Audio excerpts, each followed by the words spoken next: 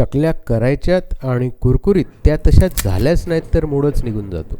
करायच्यात का मग अशा चकल्या? भाजून घ्या तांदूळ, हरभरा डाळ, मूग डाळ, उडीद डाळ, साबुदाणे व पोहे.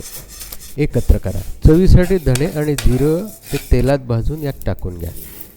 गिरणीतून बारीक दळून आणा. मोठ्या परातीत काढून घ्या. लज्जत वाढवायची तर भाजलेले तीळ, ओवा, लाल मिरची पावडर आणि चवीपुरतं मीठ टाकून घ्या. आता मिक्स केले.